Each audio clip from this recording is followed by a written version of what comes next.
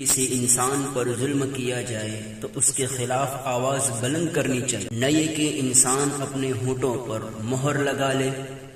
اور مظلوم کو ظالم کے حوالے کر دے، کیونکہ اس سے ظالم کے ہاتھ لمبے ہوتے چلے جاتے ہیں اور مظلوموں کی مظلومیت میں اضافہ ہوتا جاتا ہے۔ اللہ تبارک و تعالی نے قرآن کریم میں ارشاد فرمایا، لا يحب اللہ الجہر بالسوء من القول الا من ظلم۔ اللہ تبارک و تعالی اس بات کو پسند نہیں فرماتے کہ کسی کی برائی علانیہ زبان پر لائی جائے، الا یہ کہ کسی پر ظلم ہوا تو اس موقع پر اس کو علی الاعلان لوگوں کے سامنے اس کے خلاف آواز اٹھائی جائے گی۔ ظلم کبھی افراد و اشخاص کی طرف سے پیش آتا ہے اور کبھی حکومت کی طرف سے۔ اگر حکومت ظالمانہ رویہ اختیار کرے تو اس کے خلاف آواز اٹھانا اور زیادہ اہم ہے، کہ حکومتیں ہوتی ہی ہیں امن اور انصاف قائم کرنے کے لیے۔ اگر وہی آمادہ ظلم ہو جائے تو یہ ایسا ہی ہوگا جیسے چوکیدار خود چوری کرنے لگے۔ یہ ظلم بھی ہیں اور اپنے فریضے سے کوتاہی بھی۔ بحیثیت مسلمان ہماری ذمہ داری ہے کہ مسلمانوں پر یا ملک کے کسی بھی گروہ پر ظلم ہو تو مسلمان قانون کے دائرے میں رہتے ہوئے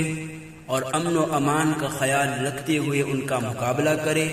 اور اس سے راہ فرار اختیار نہ کرے۔ رسول اللہ صلی اللہ علیہ وسلم نے ارشاد فرمایا،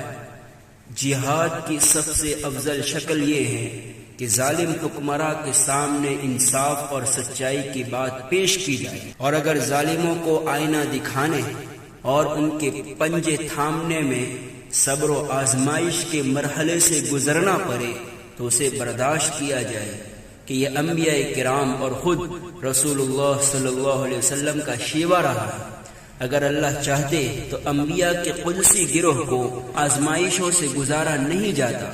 اور تکلیفوں اور مشقتوں کی بھٹیوں میں اللہ کی طرف سے انہیں تپایا نہ گیا ہوتا۔ مومن کا شیوہ یہ نہیں ہونا چاہیے کہ وہ ظلم کے سامنے سر جھکاتا چلا جائے، بلکہ یہ اس سے کردار مطلوب ہیں کہ جو لوگ امن و انصاف پر قائم ہوں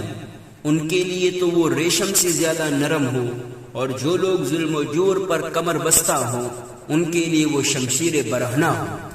اس راہ میں اگر اسے انگاروں پر چلنا پڑے تو یہ بھی اس کے لیے پھولوں کی سیج ہے، کیونکہ آپ صلی اللہ علیہ وسلم نے فرمایا، جو شخص اپنے دین، اپنی عزت و آبرو اور اپنے مال و اسباب کی حفاظت میں مارا جائے وہ شہید ہے۔ اسی لیے ہمیں چاہیے کہ ہم ظلم کے خلاف اپنی آواز کو بلند کریں اور مظلوموں کی حمایت کے لیے کھڑے ہو جائیں۔